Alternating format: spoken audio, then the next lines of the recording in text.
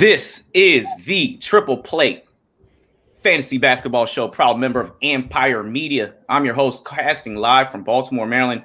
Coach Jay Lewis, fresh off winning 2 out of 2 fantasy basketball championships. GOAT James has arrived. I inched out 2 very, very close matchups. And at the end of the day, you know how fantasy is. It's about a little bit about Lady Luck winning by 1 block in one of my leagues. Like, that really separated things. But, you know, Lady Luck showed her face and came out victorious. So I'm a little happy about that. I'm celebrating championships. Another championship I'm celebrating this weekend.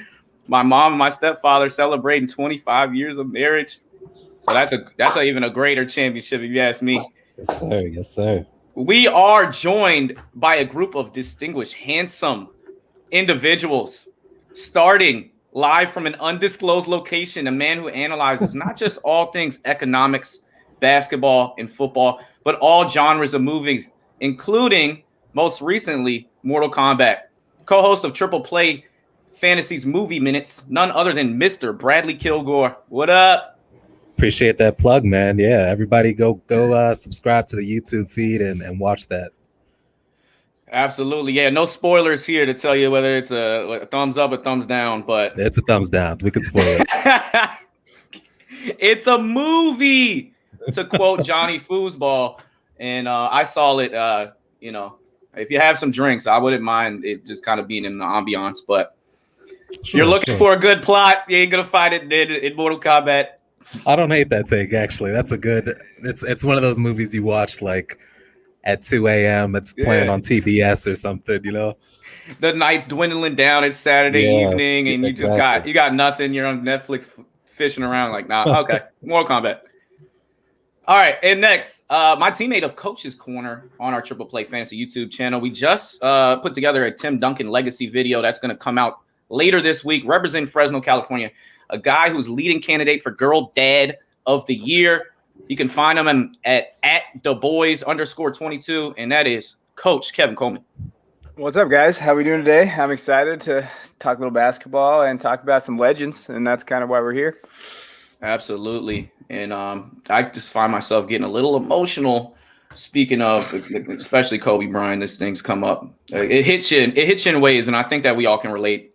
Whether you're younger, you're in high school, or whether you're older and you've seen his entire career, this guy just affected everyone. And last but not least, we welcome in a man who owns his own vending company over in the DMV, 270 Vending, as well as the owner of a non-profit organization, the Guardians of Sport, whose mission is to manage, sponsor youth and adult sports teams for tournaments and leagues, as well as providing assistance to individuals with disabilities and financial instabilities. A guy who also happens to be my best friend and groomsman to my wedding this summer, a boy dad of 2, Mr. Anthony Brown, or as I call him, Foe. Nice to be here. I love the introduction. Can't wait for your wedding coming up. The groom, the man, James Lewis. Nice to be here with you, Brad and Kevin. And it's an honor. And I don't know if you could hear some of that in the background. I'll play a little bit later, but the Guardians of Sport have their own shoe and soundtrack. Well, let's get started. In today's session, we speak on subjects of basketball and more than basketball, such as the WNBA is back. Stewie gets a signature shoe. Kareem Abdul gets a Social Justice Champion Award named after him. Jaylen Brown out. James Harden in. Donovan Mitchell, we're playing the waiting game. Play-in matchups and daily fantasy players to target. We're also going to talk, as always, our performance of the week, maybe a milestone or record broken. Also, who you got for Coach of the Year. And finally, our question of the week. We're sharing our memories and favorite player from the illustrious 2020 Hall of Fame class and ceremonies. But first, a little news and notes. We just wrapped up with the NBA regular season, and with one story ends, another begins. That is the WNBA season. Just started. The uniforms got a cool, nice little rebrand. Breanna Stewart now has a signature shoe contract with Puma. This is the 9th women's signature shoe contract ever. Thoughts on this year's WNBA season, and Stewie getting a little extra cash. We're going to start with Foe. Man, those jerseys, I checked them out, seen them again. They're fresh, crisp. Shouts out and props to Nike, WNBA for making that happen for our women. I think that Breanna Stewart getting that contract with Puma, they're going to go well together. Those shoes are going to pop, man. And they're going to be balling all around the country, all around the world with those shoes. And I think it's great. You know, we need to stay behind our women, support our women, back them. Some of the strongest women I know, people I know in this world are women, from my mom to my wife, my grandma, my aunts, my sister. I could be here for days. You know, these women raise young men out here, and so I'm all for it. Let's this is just the beginning. Let's keep it up, supporting our women. So shouts out to the WNBA, Nike, and definitely Breanna Stewart. She's a beast. Yeah, she is the best player in our women's game. Brad, little piggyback. Yeah, man, you know, it's interesting. I agree with everything Ant said. As far as the jerseys go, I actually don't love the jerseys. One thing I loved about, you know, the WNBA jerseys were they almost had like a minor league feel to them, like a minor league baseball feel to them, where the logos were very prominent, very bright colors. And I think this redo, it looks more like, you know, AAU or NBA style, where it's like it's very standardized and toned down a little bit. As far as Breanna Stewart's shoe deal, I think that's huge. Like you said, only the 9th women's player ever to get a shoe deal. I think it's really cool that Puma stepped up. They're trying to get into the name brand business, you know, signing a lot of high profile athletes. But one thing, you know, historically, like in the NBA, big men don't sell shoes. It's always the guards. And Breanna Stewart, she's probably the best player in the WNBA, but I'm surprised they didn't go for, you know, a guard, you know, somebody that is more likely to be flashy, more likely to sell shoes than a bigger player. But it's hard to say you can go wrong getting the best player. So we'll see how that goes. I'm rooting for it, though. I think it's a great move. And that is an interesting take. Kevin? Yeah, I know. Shout out to Sabrina Ionescu last night hitting the game winner. That's my girl. I love watching her play. Maybe she should have got the deal. That's what I'm saying. Like, I would have gone with Sabrina Ionescu if I was going to go with somebody to get. She's got all the personality. Yeah, she will. She'll get a deal. She will get a deal. She's good. You know, I love watching her play. I actually got to talk to Kelly Graves last year on a podcast, and he said that she's one of the best. She's one of the, you know, competitors at every practice, everything coming in the game. So I'm interested to see where she goes. And I always loved coaching girls. I coached girls JV basketball my first year ever coaching at high school level. And that was my favorite team. They were tough. You could yell at them way more than boys. Boys are emotional. Trust me. Like, everything. Boys are way more emotional. I know we always hear the opposite. It's not. They care about all things. Girls, they care about winning. And they'll do whatever they can. They'll be in the gym. I never had one girl miss practice. Boys, I got a headache, coach. Like, it's the complete Every opposite. time we got to do sprints, there's a headache. Yeah, and the girls, man, I had this girl named Darling. She was a little kid, a little Hmong kid, and she was our point guard. She dislocated her finger and had poked her eye to where it was almost shut, and she just finished the game. And, you know, I got boys out here that, you know, they can't do that. So I love watching girl basketball. And with my two girls, I'm excited to get them involved and get them going. Sprained ankles, headaches. Anytime I could miss practice, I would. Yeah, figures, Brad. That's hilarious. And to me, 2 stars embodying exactly what Mamba mentality means with 2 cold-blooded game winners. The GOAT of women's basketball right now, Diana Taurasi, making a 3. You have to have so much confidence when you start the game 2 for 11, but then you have the game winner at the buzzer. And then the reigning rookie of the year and future of the league, Sabrina Ionescu, as we just said, she taps in and says, I'm ready for this moment. She comes off a down screen, very Kobe-esque. She hits the game winner off the down screen. Like I just said, she finished with 25, 6 boards and 11 dimes. It's amazing how all around she is. The league has bright future with girls like her, Paige Beckers and Azzi Fudd coming soon. And Paige Beckers and Azzi Fudd, you talk about a shoe deal. They're good. They're both going to get some shoe deals, man.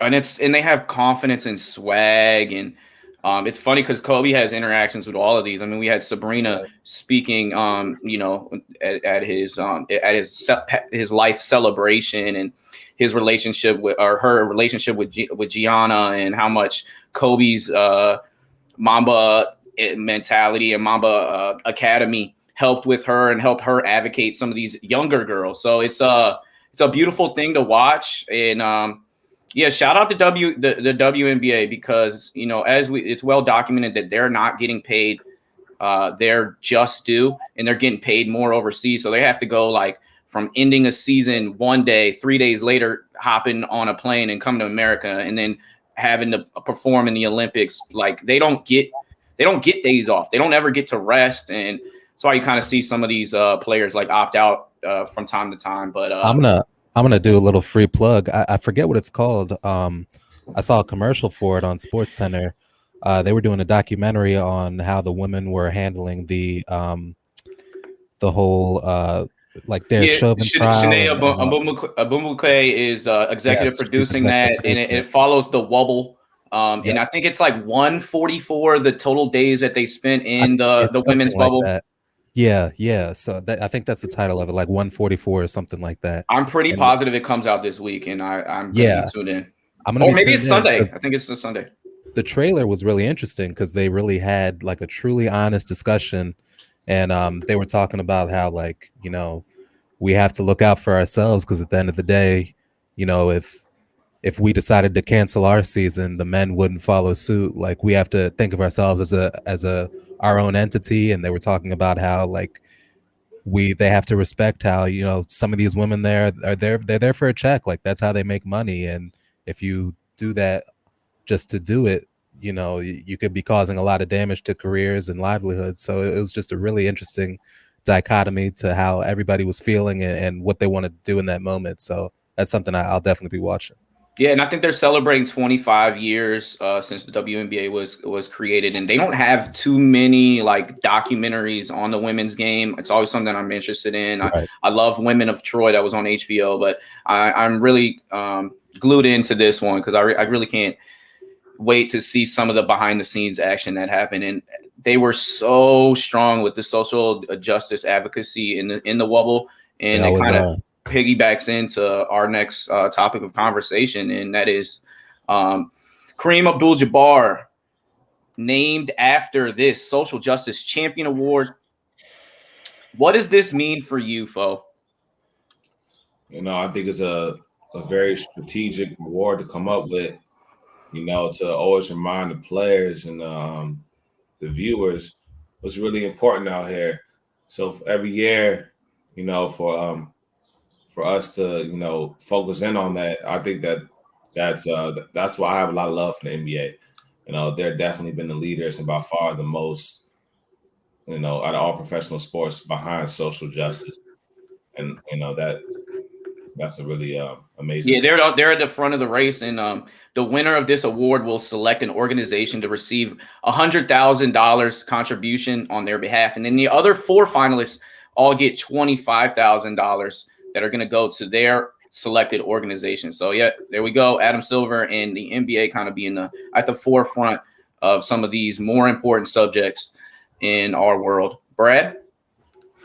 Yeah, I watched a documentary on Kareem a little while ago, and he's very proud of his accomplishments on the court and all that he got to achieve. But one thing he said that like he wishes he had done differently was how he treated his family, how he treated his wives, and I think he's at a point in his life where he just wants to touch people and make a difference, off the court, since he can't play anymore. And I think this award probably means a lot more to him than, maybe some of his championships for where he's at in his life right now. So I think it's great. You see him on the NBA TV commercials with the vaccine advocacy. Like, he's just doing a lot of work to try to make his mark on the community. So I think it's great. I'm happy for him. And for me, and I think that was beautifully said, is there's no greater man to be honored by this award. Yeah. He's been in the trenches since civil rights movement, dating back to the 1960s, here sitting at the table with Jim Brown, Muhammad Ali, and Bill Russell. And he's just been an advocate this entire time. He earned that Presidential Medal of Freedom, which is the nation's highest civilian honor. He created the Skyhook Foundation, most recently, that's aimed to providing educational STEM opportunities to underserved communities. And then the future of the NBA, with NBA players using their platforms more and more and being advocates for social injustice and the police brutality. We've seen Malcolm Brogdon, Jaylen Brown, LeBron, Dwayne, even Kyle Korver, Jason Tatum, Jeremy Lin, just to name a few. But this is a great chance to recognize their efforts and hopefully make the world a better place. All right, so we do have to talk a little injuries. It's kind of been a theme of this season, and injury reports indicate that Jaylen Brown, who's having a career year, cut short, and it puts the Celtics season and playoff play in limbo. What's your take on this? Whether that's Jaylen Brown related or it's Celtics? We're gonna start with Kev. Yeah, this Celtics season has been a disaster. I'm sure they're ready for this thing to be over. And I think the one thing for me that is interesting is what's going to happen with Brad Stevens, because I've always said that he's one of the best X's and O's guys, but he hasn't been able to take that team over the hump. At some point, you got to move on, and I'm interested to see. Hopefully, it's after next year, so he goes to Duke. But I'm hoping, when you look at kind of what he does and where's he going to go? Because I don't know if they can keep him there. Danny Ainge hasn't done a great job building around those guys. They have too many pieces that are the same. Kimba just couldn't stay healthy. And then now you have Brown's getting out. And then Tatum's had his things with COVID and all this stuff going on. And I don't know. That team is really it's crazy to think that they might have to blow it up or at least get a different piece in there. I'm curious to hear your take. Like, do you have a guy in mind or somebody that you think that would we're going to talk about coach of the year later on, but somebody that would come in and impact that organization to something winning. I mean, it's been winning, but like to get over that hump. I think it starts at the top. I think Ainge just kind of run his course. I don't know if he's built that team enough to where, he's had his chance. And in his championship that he had, he got Garnett, Ray Allen, Paul Pierce there. Other than that, he hasn't shown that he's been able to kind of fit a squad together. And then the other teams in the East are just getting better. And if you can't beat the Nets, I don't know what you're going to do because I don't think anybody can beat the Nets. So that's just if they're healthy. So I think it starts with Ainge, and then they have to look from the top down. And that's a little bit of a spicy take, but I can see where you're coming from on that because obviously Brad Stevens and Danny Ainge are touted as some of the best in their positions, but there is a certain point where maybe you ran your course too long, and it's the same voice maybe isn't working. Brad. Yeah, no, I think it's interesting that Kevin brought that up because when I think of a coach, especially a coach of young players, when you're judging them, you have to ask yourself, are their young players progressing? And Jaylen Brown and Jason Tatum have gotten better every single year. So to me, that means that Brad Stevens has done an excellent job. It's not his job to make a championship team. That's Danny Ainge's. And Danny Ainge has admittedly said they're not built for a championship this year. And they're definitely not going to do anything with Jaylen Brown out for the rest of the year, but they probably weren't anyway. As far as Danny Ainge, he made a bet and it was a bad bet. It didn't pan out. Like he thought he would be able to do something with the picks and he wasn't. And with the picks, he took, Romeo Langford, which has not panned out yet. He made a bet and it failed, and that's fine. Just own up to it and move on. I think he's still an excellent GM. We mentioned his championship. Like once you have a championship with a roster that you pretty much finessed out of nowhere, I think that gives you the leeway to have some failures. And I think it's not time to kind of blow it up yet. I don't think you trade Jason Tatum or Jaylen Brown. I think you build around them. They need a front court. They don't have one yet. They'll get one. I'm not particularly worried about the Boston Celtics' future. I just think they're not as good as, some of the top 3-4 teams in the East yet. But, the basketball changes very quickly. And if they get if they, somehow force a trade, we could be talking about a completely different team next year. They had Miles Turner on the table. They could have done a sign and trade with Gordon Hayward, and I don't understand because he fits that team perfectly. He can stretch and he protects the paint. He fits that team perfectly, but I don't know that Jaylen Brown, Jason Tatum, and Miles Turner is a core that I'd want for the next, 5 to 6 years. So I don't blame them for not making that deal. His number is at I think 17, 18, but they elected to pay Tristan Thompson $9 million. And I do like Miles Turner. He's just not. That's not the guy. Like that's not the guy you make the bet on. I would have loved to just look to see it out, but we can't go back in time and be like, oh, what if this trade happened? I know, right? But yeah, I think he's just been a little tentative on these decisions. Some of those picks he's held on, they draft the same position, and it's like they never put them together to move up and get a guy. And I think even in this last draft, they faltered in that. And we don't know the behind the scenes, right? Like he could have been trying to be wheeling and dealing, but everyone said don't pick up. Like the memo got out. Exactly. Don't pick up. Never know. Fo, what you take on the Celtics? Yeah, man, I'm with Kevin and Brad. I mean, you got to look at higher up. You know what I mean? Like it's been a lot of years going on. They had Kyrie, Isaiah, but like Brad said, I mean these two boys, they've been knocking down doors for a while. With or without those stars, they get business handled. And I just want to give love to Jaylen Brown. I mean, like your guy your guy LeBron said in the All-Star draft, Jaylen unappreciated Brown. And he's been putting in work for years, a couple years now, and he finally got his recognition. And it hurts. It's unfortunate that he had to have a season-ending injury where he came out, and him and Tatum, man, I was looking forward to seeing what them two guys could do. So I don't think we should give up on them yet. If they can just get another guy to go with them, I mean, I would love to see them with Greek Freak, but I know that's not happening. Yeah, that's dreams, brother. But they both are. Yeah, they're both. You remember our argument about Jaylen Brown? Yeah, the comparison with Tatum, who would you kind of take over? I mean, the part where I was saying that Tatum can still continue to progress, and you thought this was like his ceiling. Do you still think that, or do you think he's going to be? Well, he was an All-Star this year. He's All NBA contention, although he won't make one of the first 3 teams. Could I see him getting on there?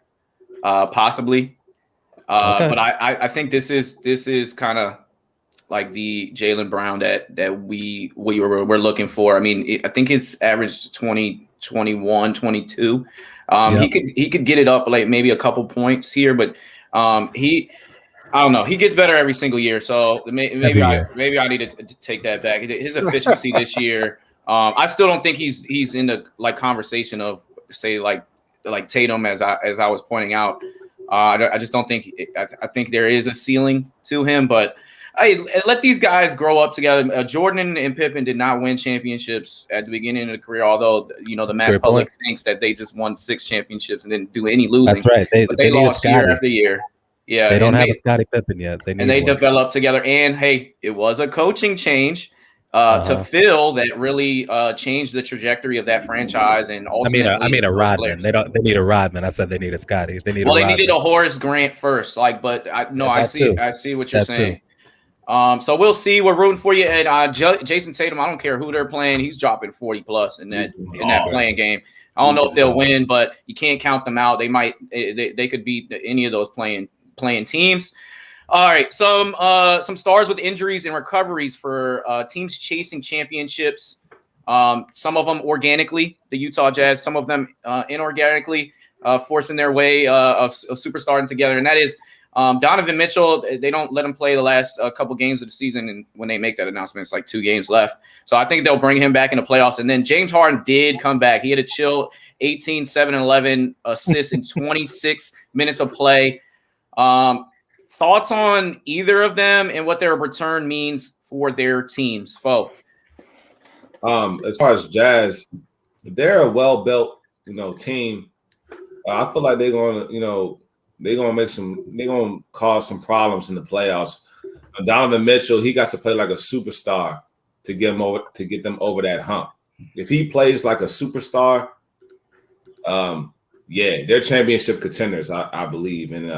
And James Harden, bro, if he had a championship, because Jay, I'm a championship type of guy. Everybody evaluating these players, it's like you gotta have the ship. Yeah, if he had a ship underneath his belt, I'll be calling him the best player in the league right now. Stop it! Stop it! I mean, before he got injured, but he don't have a championship, so he got to prove something to me. He got to go there, Game 7, Game 6 in the Eastern Conference Finals, get to that championship, and go ahead and put that belt on him. So like I want to see him do that. You know what I'm saying? I want to see if he's really about that action. Yeah, but the track record to that Harden take. In fairness to that Harden take, he was like an MVP front runner before he got hurt. Yeah, I think he had just kind of taken over the momentum with LeBron going down and Embiid going down, and he was just playing top tier basketball. But I mean, the track records points out that he fails and time again in the biggest of games, and he can't get his team over the hump. So we have to put that responsibility on his shoulders, and he's never had a team but he's played with great players for years and years now, whether it's Russell Westbrook, Chris Paul, or Dwight Howard, whoever you want to fill in.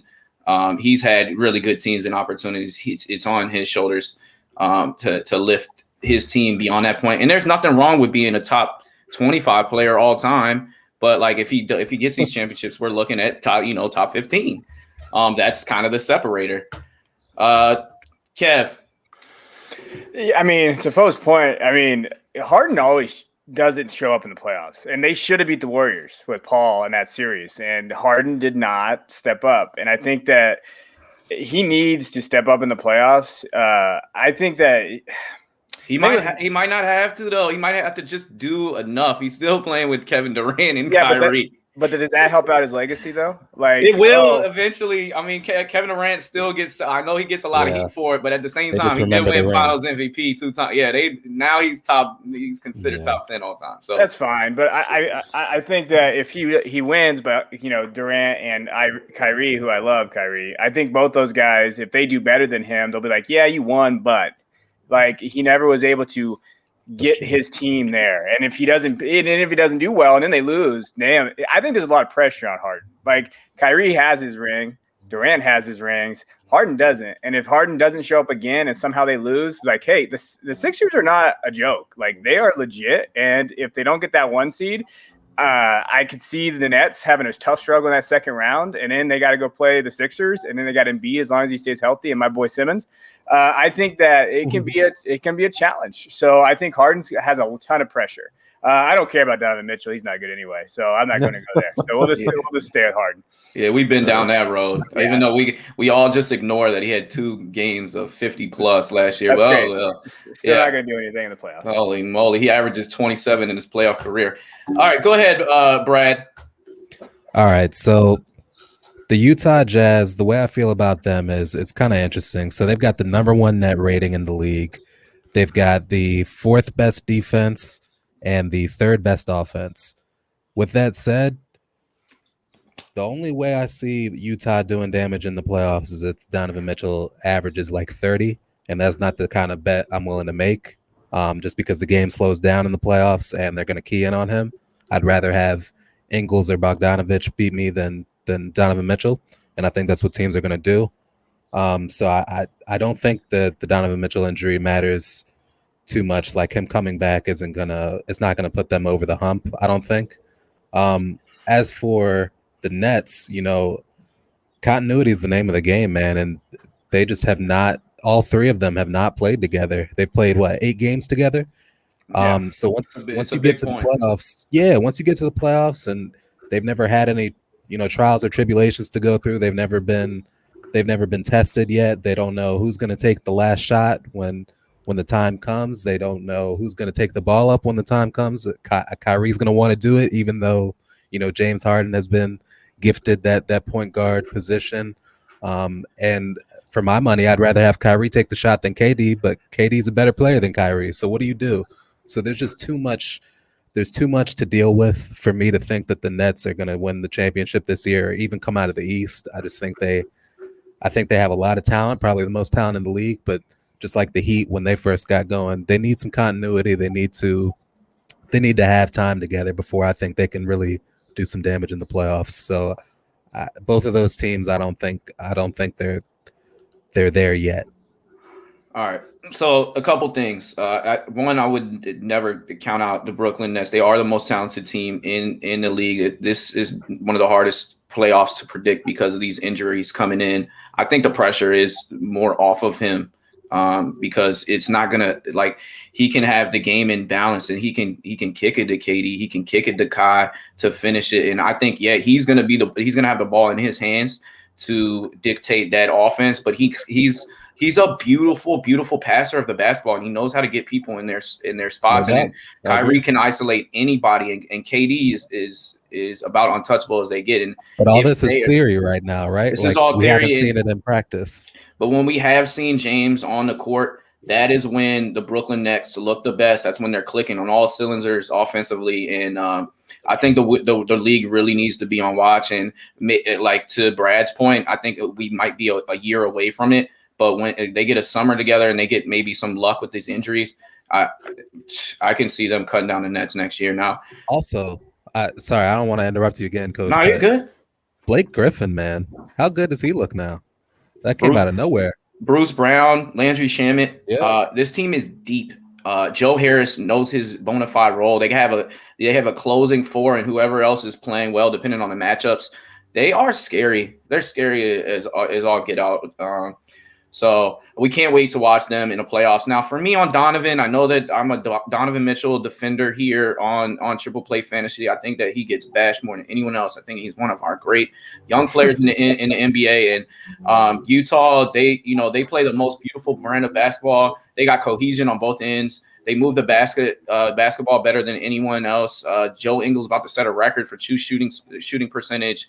They got people all around, whether it's Clarkson, whether it's Bogdanovich, who they missed in the playoffs last year. And if it weren't for a toilet bowl 3-pointer by Mike Conley Jr., they would have beat Denver in that first round. I think his health is very dependent on even if they get out the first round, because there's a great chance they'll be playing the Warriors or the Lakers. They're going to have their hands full, and Donovan Mitchell has not played in 2 months. You have to have your closer and your best player on the court. That's why I'm kind of scared for Utah, and it's kind of a shame because they've been pretty much the best team in basketball all year round.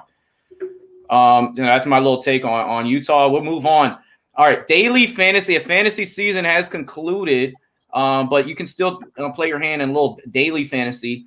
Who are you looking at for ads in our possible play-in games? As of right now, we got Lakers versus Warriors, Grizzlies versus Spurs, Celtics versus Hornets, Pacers versus Wizards. Who do you got to outperform expectations? Kev? Yeah, this one was a tough one for me. I'm going to go with the Wizards. I'm going to go – I think that they're going to outperform expectations because their expectations weren't that high to begin with.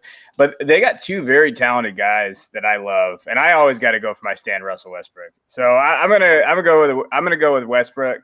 And let's hope that if they can get in, man, it'd just be fun for basketball. Like, I don't want to watch the Pacers play in the playoffs. Like, I don't want to watch that. Like, they're gonna disappoint again, losing 5 games again. Yeah. Whatever. At least I get to see Russell go off. Like, it's all about entertainment at that point. Like, I don't need to see the Pacers boring ass basketball. Like, I would like to watch the Wizards and Beal and them score 140 points and lose or whatever. I don't care. But let me have some fun in the playoffs, especially at that level because it's so top heavy. But I'm going to go with the Wizards. I think they're going to outperform expectations there. Yeah, and I was going to say Brad is pretty good as well. Let's hope his hamstring kind of heals up because it's been lingering him for a little bit now. Brad, we just got our first Russell Westbrook Minch. How are you going to follow that up? Who's outperforming expectations? We're going to follow it up with another Russell Westbrook match. Let's go. That's my guy. 20 and 20. Mark his words. I've never seen somebody who can average a triple-double be thought of as such like an underrated, like just a player who puts up useless stats. Like it almost reminds me of like my Andre Drummond take. Like this guy continues to overachieve. He continues to do things people have never seen before, and yet he's an afterthought. Like he's somebody that I don't even think he's in line for like a third team All-NBA, and he's averaged a triple-double. Like any other year, he's an MVP. Unfortunately, with his start of the season, he's not going to be, and with everyone balling out, he's not going to make it. But like you base it on last 2 months, he's first team. But coach, even the start of his season, while it was like bad, he was still doing triple-double numbers. And like the Wizards are a terrible. They were still trying to find their footing. They had the worst defense in the league, and they were still like barely losing. So I just think whenever you have, you know, 2 all-NBA talents on the same team, you can do damage. And especially at that 10 spot, I think they can beat Indiana. I think they can beat, you know, Boston or whoever, or Charlotte, whoever comes out of that 7-8 game. Like I honestly think they can win a series in this playoffs. So I look forward to what happens, whoever they get. If I was the Nets, I'd be very afraid, man. I honestly would. Like the Nets lost to the Wizards, I believe, twice this year. So if you can beat the Nets, you can beat pretty much any team in the East. And I honestly, it wouldn't shock me if they made a deep run. I want that. I want that Russell versus Harden and KD, and then you got Brad in the mix. So that's what we want to watch. The people. Think about this. Like every time that Russ has led a team, he's always been the one that takes the last shot. Yeah. Now it can be Brad. Now it can be Brad Beal. Like that's a huge upgrade for every team that Russ has been on, with exception of that KD team. You know, KD's the best. Scotty Brooks is gonna write up garbage and lose us another game. He is the worst coach in the crunch time. These sets are terrible. In fairness to him, though, if you've been watching the games recently, it is the worst JV setup I've ever seen in my life. Get rid of him. Great. It's not great, but we have to give him credit. We have to give him credit for the second half of the season the same way we were giving him shit for the first half. So I don't think it's time to get rid of Scotty Brooks yet. I think Russ likes him, and that matters. Have you been watching us lately? Anyways, we can't make this a Wizards podcast, but the last 3 minutes of the last 4 games have just been god awful and eyesores at the very least, and we've thrown away leads, and it's really terrible to watch as a fan. But just won. Let's go rogue. Let's go rogue, Brad. All right. Take it over. That also doesn't help because it's like Russell Westbrook and Brad hasn't been playing, so they're like all keying in on that. All right, Fo, who you got outperforming performances in these playing games? Speaking of a Wizards podcast, I mean, oh my goodness, it's who I got. I'm piggybacking, man. The Wizards are coming. You know, we're coming, and the Nets, they better watch out because Russell Westbrook got some unfinished business with Kevin Durant, and he's coming at his neck. But I mean, you know, we heard all 3 Wizards, so I will say too, Curry, he wants his throne back, man. And I'm not saying he's gonna get it, but the Lakers, they better know that Curry's coming. He's coming, and he's about to remind us why he was, 2-time MVP. So I think that Curry is going to carry along that regular season energy to the to this game, and remind us and let us know that he's here. So I'm looking forward to that game also. But my Wizards, they're going to handle business, man. Yeah, and to piggyback, I had Steph. If his number's at 38.5, give me the 30 and give me the over. Like I'm taking Steph Curry. I don't care if it's even against the Lakers. He's putting up 10 3-point bombs at least. And win or lose, I think that they'll find their way in the playoff. If they lose to the Lakers, they'll beat whoever else they'll play. I think that they'll find themselves in. I think that's better for the NBA to see them in a series. Draymond, I can see him exceeding whatever assists or rebound total that they put out for him. And then Jason Tatum's going to give you 40 plus. There's no Jalen Green, and he steps up in the playoffs. He's one of our better clutch players in the NBA. So those are my guys that I'll be looking at for outperforming whatever expectation is, and no matter if it's super, super high, because that's the way Steph Curry plays basketball right now. I'm sure it's going to be, the bar is going to be set very, very high. All right, now a little plug talk. wherever you find your podcast. Go follow the Triple Play Fantasy franchise. We all things hoops, gridiron, and diamond covered. If you're not keeping up, you might get past like Brad Beal in the scoring department. I didn't edit all of this, but Triple Play is giving you the heat like Udonis has them in the face of Dwight Howard. If you're enjoying the content, how about dishing out an assist like Jokic full court, QB1 off the defensive glass by giving us 5-star rating and review. Check us out on Twitter and IG at Trip Play Fantasy. Eric and Brad run our social media and provide daily questions. Our weekly episode drops as well as spot interviews. Got to check out the former Redskins wide receiver Santana, 8 to the 9 Moss. If you have not done so far, one of the realest to ever bless us with his time. Just want to say thanks to the entire Triple Play Fantasy family for your listens each and every week. And now it's time for a little NBA catch-up for our final week of the season edition, starting with our impressive performance of the week. Who's been doing their Kobe, KG, and Timmy impression on the court? Fall, I'm going to start with you, and I have a feeling it might piggyback from our last segment. Russell, Kobe, Bean, Mamba, Westbrook. Came on there, accepted his reward for breaking the record for triple-double, played my guy Nipsey Hussle, grinding on my life. I'm sure that he chose that track. This guy, man, he reminds me of Kobe back when he lost Shaq, doing whatever he could to get his team to the playoffs. And I feel like, you know, if Russell Westbrook was a part of the old NBA, he would still be on OKC doing his thing, get him to the playoffs, at least first round, waiting for somebody like a Gasol, you know, that can teach him the way a little bit to come and finally get him there to that point. But to get off of that, yeah, Russell Westbrook, look at the stats real quick. What do you put up? 21, 12, and 17. Got the W.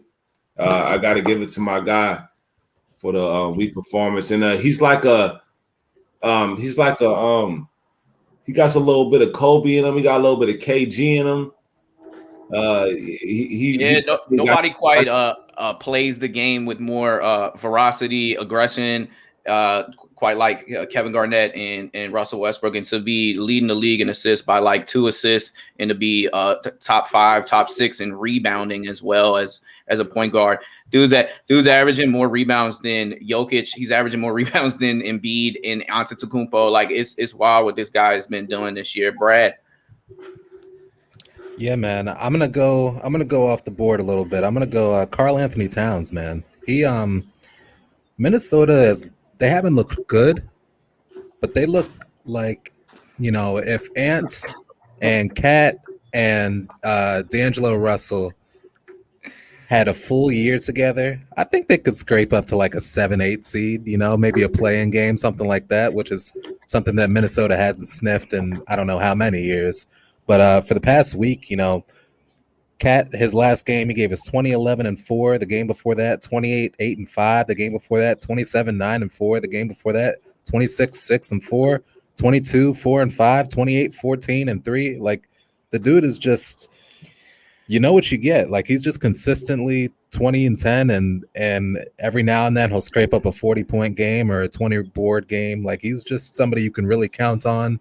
The defense isn't there yet, but the way he plays offense, I'm not sure it ever needs to be. So I'm gonna give Cat some love. And what a great conclusion to a season where this has probably been the roughest year in his life, and the trials and tribulations, and from his mother passing for COVID, and all of the family members from the car accident.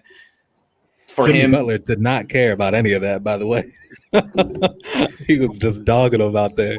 Yeah, I don't even want to touch on that because I like Jimmy, but there's clearly a beef that still lives with there. But for Cat, he when he got COVID, it might have hit him stronger than anyone else that we've seen in the NBA because of his family history. So for him to kind of have in the season with a bang and just be crushing it statistically, and they actually won a little bit. Their chemistry with Anthony Edwards has gotten better, so we'll see what they do and see who they get in the draft.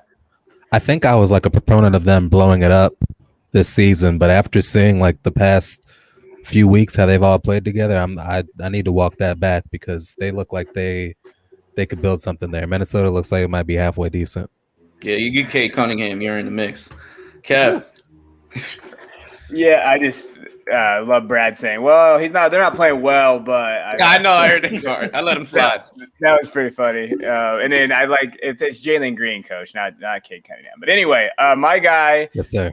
My guy right now is Trae Young. I've never actually gave him a shout out because I'm not a big Trae Young guy, but he's been balling, and you see what he did. He destroyed the Wizards 2 games in a row Monday and Wednesday. He had 36 and 33. He almost had a triple-double each one of those games. Even against Orlando, he actually shot 50% from the field. He didn't do too much. Didn't shoot great from three-point land, but you know what? I got to give him credit. They're playing pretty well. If you see in if you look at the last 7 games, they won 6 out of 7. And Trae's a big part of that. And ever since they got rid of their coach, they've kind of turned that thing around. So give a shout out to Trae. I know he's kind of got McMillan that's done a great job picking up on that too. Yeah, I can't even. How many jobs Nate McMillan had? But yeah, Trae Young is my guy. Trae for right now. For this week, I think he deserves a little bit of a shout out. I don't know. He's an NBA lifer. I remember when he used to play for the Sonics and Pacers, and he's coached both of those teams since then. So he's just all NBA, great guy. But yeah, I think that I love that you brought Trae Young up in the Hawks because they're not really getting talked about. This will be Trae Young's first time in the playoffs, and he steps up when the lights are brightest. We've seen what he's done in the All-Star game and some of those rookie sophomore games. He has some of his best, very, very best performances, and he is the engine that could for the Atlanta Hawks. He does everything with their offense, and we'll see. He's got some help now, and that'll be an interesting watch. It's looking like they'll be in that 6th seed, but it's hard when you have to play one of the better teams in the East, and them being their first time. I don't see them advancing, but I would be glued to the TV because he is must-see TV. My guy is we got to give flowers to when players have milestones and accomplishments, and my guy is Carmelo Anthony, a man who was blackballed, or however you want to say it, out of the league. Terrible ending in the Houston Rockets. He's a 10-time All-Star, 6-time All-NBA, NBA scoring champ, maybe our greatest freshman in college basketball history, leading his Syracuse Orange to the national championship. He has career averages of 23, 6, and 3. Right? He gets my nod this week. He moved up to 10th all-time in scoring. He's 50 away from 9. I just would definitely want to shout out Carmelo Anthony. This is a Legends podcast that we're talking about, and he is an unheralded scorer of the basketball, and just a great NBA and first ballot future Hall of Famer. Yeah, I agree with you with that. For him not to give up and to stay determined and stick in there and stay ready, find a place, and now he's getting him. So that's a great one. Great call with that, Carmelo. So, I got a question for you because we had this in the group message before. Who do you think had a better college career, Carmelo or Anthony Davis? All right, so I guess I'll start with this because I didn't even comment in that group thing, but I definitely was thinking that it has to be between the two of them. I think Carmelo had the better season, and it was all on his shoulders to score. Did I think that Anthony Davis affected winning more? Yes, the way that he was playing defense and he just shut down everything. I think he was averaging like 4 or 5 blocks a game. He didn't even need to score. He wasn't as polished as a scorer, but I think that Kentucky team was better because of him. But I think Carmelo Anthony was the better player and had a better season that rookie year. So here I go flip-flop and taking both guys. Hey, I mean, he's my best friend for a reason. I mean, he read my mind on that one. I was going to say Carmelo. He was the guy. I feel like he really put his team on his back. Kentucky, they're a powerhouse. So like AD was like he was like a Kareem to them, you know what I mean? But like, like Carmelo was more of a, you know, all on me guy. So he's always been there, and I feel like that's the reason why he didn't have the later on success in the NBA, because he's so used to being that guy, and the NBA kind of changed. Yeah. And it's kind of like the type of place where you got to be able to play with other superstars. You got to be able to have, you know, everybody's joining each other. And Carmelo Anthony's more of an old school guy, more of like, yo, give me the ball, get out the way. I'm a get us to the land. You know what I mean? So, but I gotta give him his respect and his flowers for where he comes from and what he represents. You know, young Baltimore, New York boy. Yeah, and Brad, who you got? Yeah, man. I said in the group chat, man, that Melo championship run was something special to watch. What was that, 02? Yeah, we're showing our age right now because I was around 02. That was right when I was in high school, right before. Yeah. So I remember watching that. I think it was the 02-03 season, because then that draft was the 2003 season with LeBron and D Wade and Chris Bosh.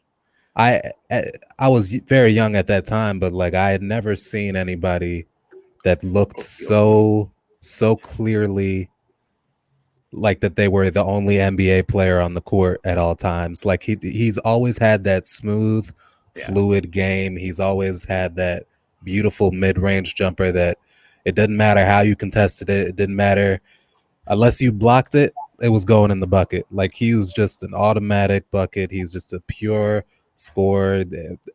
And it's odd when, you know, guys like that who can really put the team on their back, that they're still loved by their teammates, because a lot of times, you know, that's coming from a place of like a ball hog, like a Colin Sexton. Like he gets that ball hog title a lot. But Carmelo, he always had love from his teammates. Nobody has ever said like a negative word about him that actually plays the game. I think he's a surefire Hall of Famer.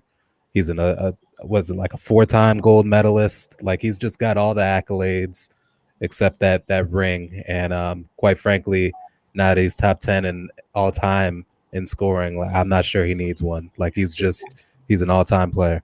3 gold, 1 bronze. They would have got the gold if you have him, D Wade, and LeBron actually playing with AI and Timmy. They threw out Steph Marbury, Sean Marion, and Richard Jefferson, and I don't know what Larry Brown was thinking, but they cost us gold, and they cost Carmelo number 4. I remember Foe telling me when they came out, he's better than LeBron. I was always a LeBron guy, and for like 2 years, it was looking like I thought that too. He might have a chance, and I might have to. Yeah, I had to fall back and just accept that pill. But I still believe at that time Carmelo was better than him. He was older, you know, of course, but I still believe at that time Carmelo was better than him. But LeBron he's taken so many leaps. Yeah, I disagree. But let's hear from Kev. First ever jersey I had was Carmelo.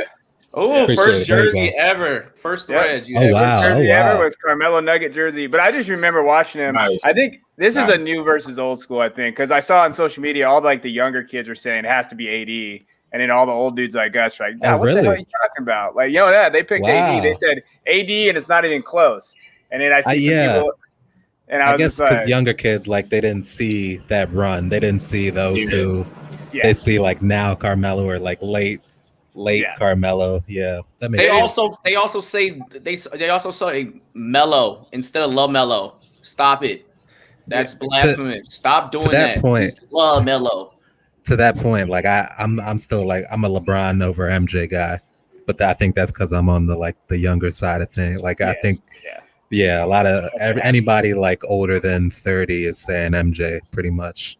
Yeah, even me. I mean, that's my favorite player, but I'm letting their chapter in. He gets one more. I mean, to me, it's a done deal. You can make an argument right now. Yeah, I think if the ring will do it. If LeBron gets number 5 and 2 in Los Angeles, especially if it's a back-to-back and he's at 37, it's a bona fide thing to me. I don't care. He don't need to get 6 or 7, whatever. I think 5. The way that he did it, the difficulty in which he's done it, the different teams that he's done it with, I think that it's him. That never made sense to me. Like, if he's still gonna have less rings than MJ, but you think that puts him over the edge, that means you think he's a better player. Yeah, Yeah, because of totality, durability, just being there. Like for me, Michael Jordan, he quit for his own reasons, but he didn't play. He's not at the end of LeBron's day. He didn't play 20 straight seasons with 19 All-Stars and just efficiency at the highest of level. And you gotta there. He's gonna break every single record possible. It's fair. Again. Yeah. There's no winning either side of the argument. Like we can do that, for days. But do people really think like Jordan was more talented than LeBron as a basketball player? I don't. I think so. Like I don't. I certainly don't. But he was a killer in the clutch. He was. That's fine, but a defender high elite level. I think it's. I don't think we've. Yeah, we've never. Oh we've never, sure, but we've never seen like a guy that had every skill set that LeBron has, and how he's just modified himself for every era of the game. Like LeBron used to not be able to shoot, and now he's like 35% or better. Like he led the league in assists last year. Yeah, like he's 37. Like I don't think there's ever been a greater player. And he can guard 1 through 5. He's clutch, which MJ could not do. Yeah, well, hey, let's save some of this for another day, because this is you just blew my mind trying to go into this conversation. We can sit here and talk all day. We were gonna talk about takeaways from this injury riddled COVID season, but time's running against us. So basically, this was a money grab from the NBA from day one, from them starting before Christmas, for them playing the All-Star game that the players were against. They're rushing it. They got people playing back-to-back 5 games in 6 days over in the West Coast of your East Coast team. Like, it's been crazy what these players had to overcome. But they're trying to get back on track for that 2022 season, and hopefully the fans will be back, because that's where it's leaning. We'll talk more about the conclusion of this season at a later time. But our newest segment of Trip Play Hoops, it's Who You Got. We're going to take our pick for Coach of the Year. And we're going to start with Coach Kevin Coleman. Yeah, I mean, it's Tibbs, right, from New York. I don't know how it can. Yeah, it's Tibbs. Check it off. I think you kind of have to. I think he's done a great job there. I don't know if he's the kind of coach, though. He's going to be there like 2-3 years, and then those players are going to be like, "I hate you." But he does those 3 years, and he grinds, and he kills it. So I think it's Tibbs. I don't see how it could be. I mean, it could be, I guess, somebody else, but I don't think anybody else wins it. Anybody got somebody else other than Tibbs? I do. I think Tibbs is gonna win, and he probably should. But if it was my vote, I'd go with Monty Williams, man. It's either 1A, 1B. One of those guys are gonna get it. Yeah, like I know he's got Chris Paul now, but there's been a lot of teams that have had Chris Paul, and none of them finished as the 2 seed in the West. I think the job that he's done with an organization that is consistently awful is pretty mind blowing. The job that he did with just Devin Booker last year in the bubble, them going 8-0, I think that really set a foundation for what they believed that they could achieve, and it's kind of kept that same course throughout this year. And they're playing on both ends of the floor. They're playing offense, they're playing defense, and that's all without having like a lot from DeAndre Ayton. So I just think the job that he's done it's been incredible, and if he won, I think it would be just as deserving as Tibbs. I think it's just as deserving, and I just wanted to put this out there. Why I got Tibbs over is Chris Paul is kind of like a coach himself. He helped a lot with that Suns, and I think with Tom Thibodeau gave a direction to a New York Knicks franchise that was going absolutely nowhere. He's empowered RJ Barrett to make this huge jump to second year as being a certified great, really good pro, and Julius Randle is now a legitimate all-NBA player and leader of that team, and they're now a top 5 defensive team. I think what Tibbs is he's brought structure, he's brought accountability to a franchise that lacked that for 10 plus years. So that's my argument, and it's the Big Apple. At the end of the day, you like, it's almost like a little bit of a better story, but hey, the Suns do have number 1, number 2 record in that Western Conference. But I did want to save some time for our last note, and that is our question of the week. Our favorite 2020 Hall of Fame enshrinement player in memory, featuring 3 of the greatest players to ever play the game of basketball. That's Kevin Garnett, Tim Duncan, and the late, great Kobe Bryant. I'm going to start with Fo. So we're going to talk about each and every one of them. Yeah, we're going to start. You're going to bring up Kobe Bryant, and then we'll all kind of chime in, and then the other players will come up, and you kind of have a little takeaway. So I can talk about Kobe. We're talking about Bean. Yeah. Kobe. I mean, he's a true marksman for the game. The Mamba mentality is something that will live on forever. And we see that book in the background. I see you got it up there. Oh, yep. Other way. This one. The Mamba mentality. Hey, man, this book just it's just a little taste of what he's been through. And Kobe, I love how he showed how you can still have loyalty. He had loyalty to his organization, but at the same time, he represented himself and was his own person. He shows what a true man is. He went out to war, did what he had to do, and focused on doing fully on what he had to do. Grinded out, left it all on the court, showed up to every game, did everything he could possibly do to win the game. Honestly, I feel that he is really, when you say Kobe Bryant, I mean, you're saying KG and Tim Duncan too, because Kobe Bryant was trying to take your head off like KG, but he's a student of the game like Tim Duncan, coachable like Tim Duncan. I mean, yes, Tim Duncan has traits that he doesn't have. KG has traits that he doesn't have, but that's why Kobe, to me, is the guy, man. He brought it all, and rest in power to Kobe Bryant. I mean, I actually I don't know if it's a good time, but just to show you how much Kobe Bryant has affected me, me and my partner Josh. We came up with our own pair of shoes for my nonprofit organization. Wow. And it's hand painted, and it's all based on Kobe. All the Lakers colors. I thought I was a diehard Lakers fan until Kobe Bryant left, and then I realized I'm a diehard Kobe fan. Absolutely, and he's embodied in your whole nonprofit organization. He's embodied. He's our colors. You see this picture. That's a picture of one of our teams. We picked our colors because of Kobe. He lived shirt forever, and hey, you know what I mean. There you go.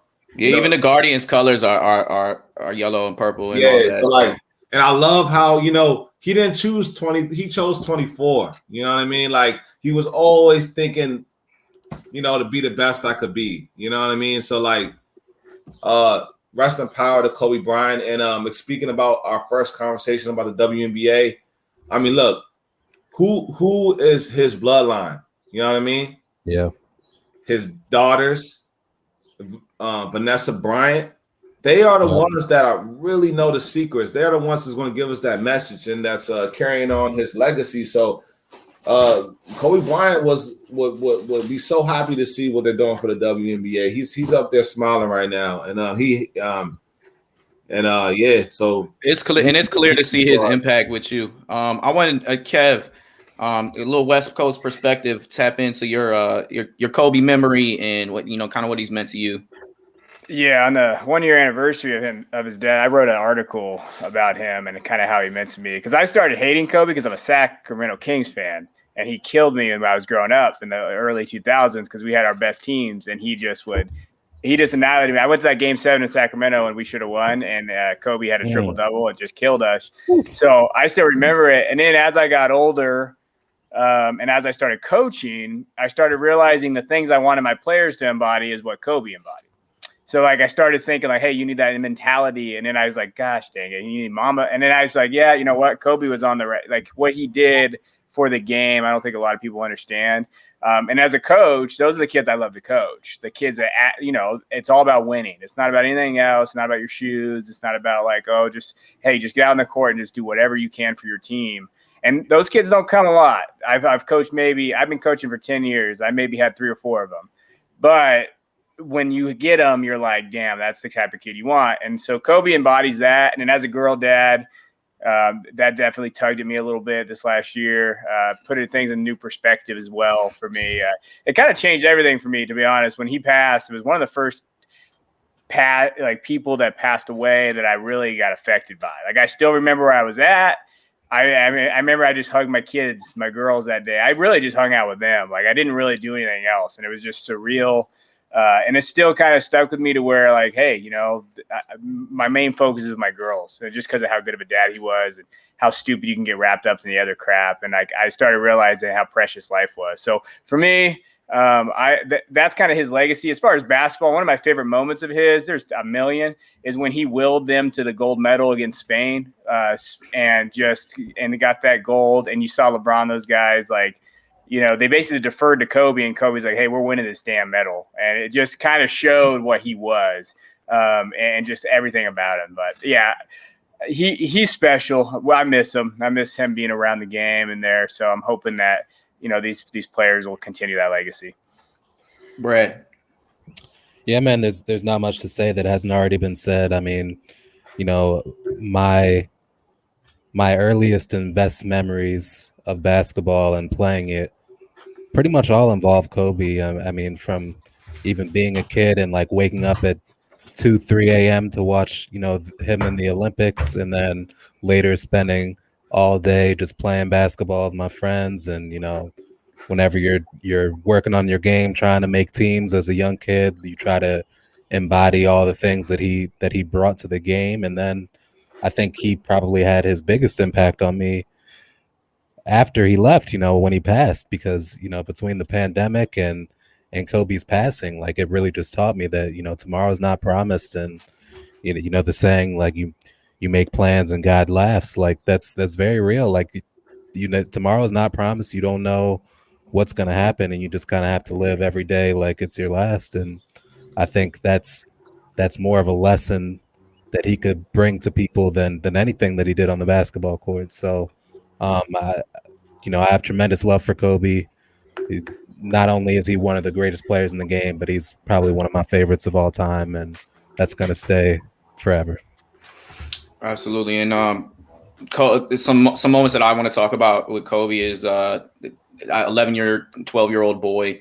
My favorite player was Glenn. My first favorite player was Glenn Rice, and he happened to get traded to the Lakers, and he actually averaged more points with that bit with Shaq and Kobe than anyone else. But with that came super appreciation of Kobe Bryant. I mean, as a young superstar, I got my 2000 championship hat following that team, having someone to kind of root for as a young kid. And all of my friends, it was their favorite player because how talented he was, the style in which he played, and the fearlessness. A quote that I love from him is this is him in relation to LeBron James and them kind of coming together as opposed to everyone putting them apart. He says, on and off the court, our approach is the same, right? We want to make the right play and we want to give it our all. So I like certain little quotes like that. I always go through YouTube and I'm just watching interviews so I can get a little bit more knowledge, a little bit more wisdom. On the court, I mean, what else can you say? 5-time All-Star, 15-time All-NBA, more All-Star appearances than anyone else. His work ethic, his defensive stalwart, his toughness, and his annoyingness to ask the questions to get better. I mean, he built a relationship with him and Michael because he was super, super annoying. He needed to pick his brain and know how to find a way to get better. And then his biggest moment to me outside of 81 points and you know, the Olympic gold where they really did lean on him. They're down 3-2 to the rival Boston Celtics. And for him to put his team on his back and win those last 2 games in a Game 7 where he was an abysmal shooting. I think he was shot like 4 for 24. It was terrible, but he did everything in his power to will his team to victory. He had 15 rebounds. He got to the line 15 times. He ended with 23, and he ended up with the game-winning assist to Metta World Peace that sealed the deal. So his ability to change and get better both on the court and after the court, off the court, he's just a great, great, great human being. And really, there's no one else that is really going to replace what he brought to all of us. And it does make us appreciate these individuals a little bit more. And we all remember where we were that Sunday morning and how it kind of just crushed all of our days. And I know a lot of tears were shed. So we shout out Kobe Bryant, the Bryant family, and we're all thinking about you. It kind of just hits us at different moments. But Kobe Bryant is a one of a kind, one of a million, one of a quadrillion. We're gonna move on to somebody that doesn't show as much personality, but I think the respect for this human being is the same, and I think for all three of these players, the respect goes out the window, and that is Tim Duncan. Tim Duncan is a 5-time champion. He should have been 6-time, 15-time All-Star, 3 times Final MVP, 2-time league MVP. And what's super impressive for me, I'm just going to go on my Timmy tangent first, is his ability to adjust. They wanted a championship in 99. They won one in 2003. They didn't win in 04. They won in 05, right? He would go through ups and downs, but he would always adjust. Even in the Miami series, when Ray Allen hits the 3, they lose. The next year, there was no way that they were going to lose. He was going to put his team in the right situation. Whether he was getting the ball like he used to anymore, he changed his game. And one of the great both-way players that we've ever seen, the greatest power forward to ever live, and that is Tim Duncan. Brad? Yeah, man, I'm going to group both of those players together since we're running low on time. But between Timmy and KG, it almost represents the dichotomy of the game. And like, KG was very loud, boisterous, and in your face, and Tim Duncan was very reserved, quiet, graceful. And they're two incredible models for kids that have, their personalities are completely different. If you're a quiet person, you can look up to Tim and you can say, okay, I can be this guy. I don't have to always, talk trash or run my mouth or do anything like that.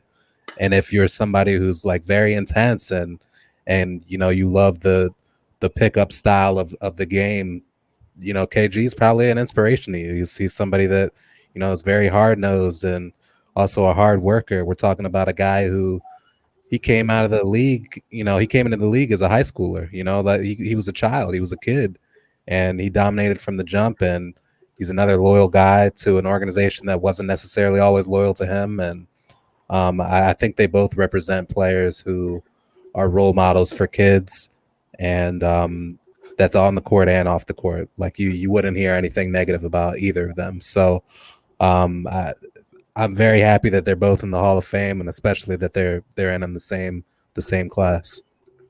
Kevin? Yeah, I'll do the same. I'll keep it quicker.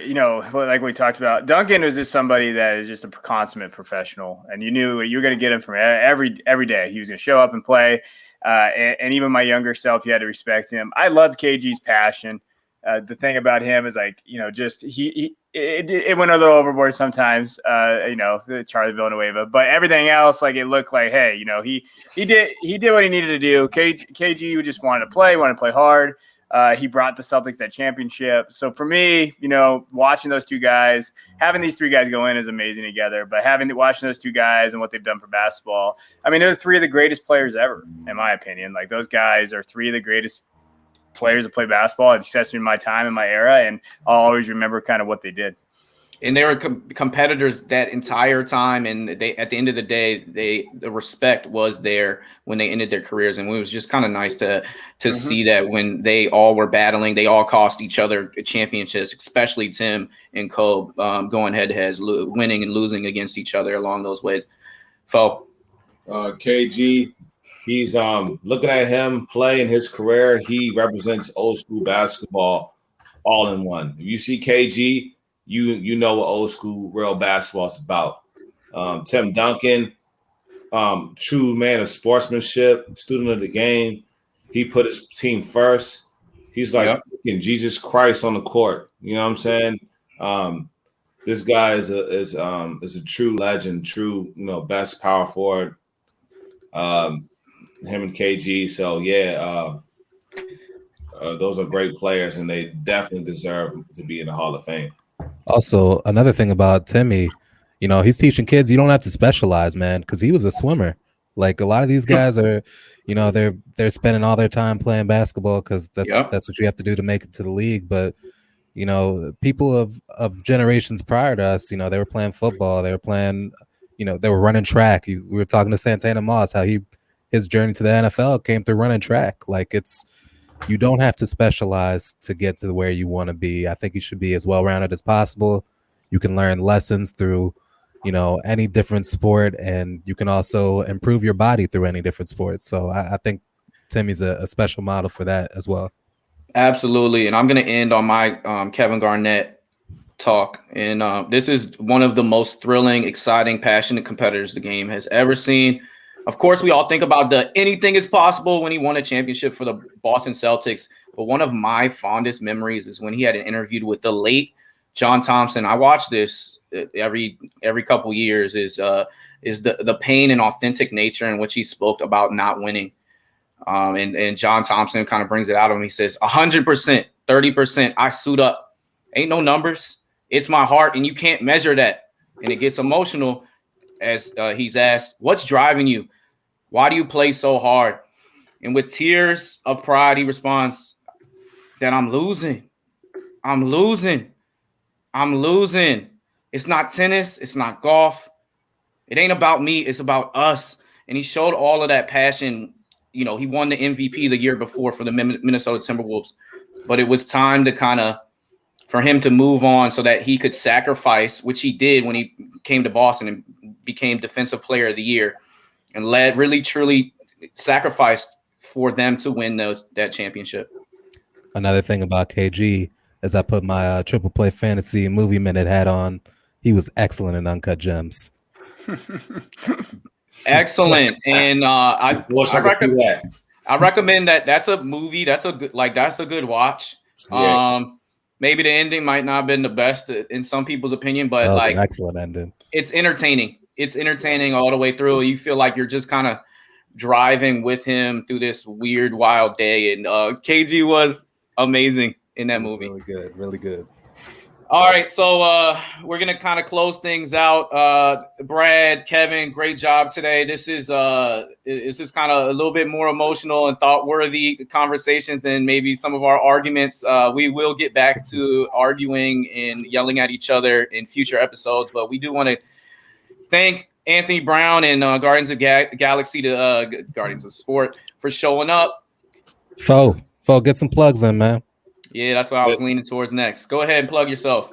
Yo, I appreciate it, man. Just to tell you about who we are, we're a local sports organization that's here to service athletes, but it doesn't just stop there. That's just half of what we are. We started in 2019, and we were here to do what the NBA is trying to do, but that's what we started off already knowing what we're doing. We're here to be here for our community, to give back to the community, and doing things like fundraisers, donations, service projects for the youth, and everything that we do is for everybody to come together as one, to compete, and to for the top athletes to get a platform to show yourself. I mean, it's unfortunate that so much people dedicate their lives to sports, and a lot of times they just get cut short. Just for small things, or they get sidetracked. And we're here for all those. We're here for there's a lot of athletes that come from underprivileged circumstances, and we're here to sponsor these guys and to give them a platform to make it to that next part. But we're always keeping the Mamba mentality, for entrepreneurship, and to always build your own legacy. And so that's what we want to install into each and every adult or youth that we run into. And for me, like it's giving a people a place to feel wanted. This is all ages. They start with youth programs and they go all the way up to adults, where you fall your way out of high school and you were this prominent high school star playing basketball, but maybe your future's not clear. You put all your eggs in your basket in basketball. Yes. This gives you an opportunity to still feel like you got a place. Exactly. We're starting at the youth, so these guys can can learn the things that they need to be able to succeed in life, and also people that already have went past that point. We're reeling them in after college or even before college to get them, to help them be that bridge to get to wherever they need to go, whether it's professional sports, whether it's college, or there's guys, on different levels that's just trying to play ball. We have levels for each and every person, and also for kids with disabilities. And just to make an announcement, we have it's a very big thing. We got our very first high school league starting July 7th. So any high school team that wants to come play, get at us at Guardians_of_sport or Guardians.com. Or you can contact us at this number, 301-915-7529. That's my partner, 50-50 partner, co-owner, Josh French. You can't say Guardians Sport without saying Josh. Yeah, shout out Josh and everything the Guardians is doing. Reach out to everybody in the DMV that wants to bump, whether it's adults or high school kids. This is some of the top tier competition that you're going to find in this area. That's all we have. Shout out to Rydelic for that song that JL played for a little bit. That's my brother, based out of Houston. Theme song, Guardians of Sport. He's the writer, the artist, and the producer. He's coming to a city near you. And shout out to Triple Play. I'm a huge fan. Undisputed. First Take, got nothing on y'all. Let's go.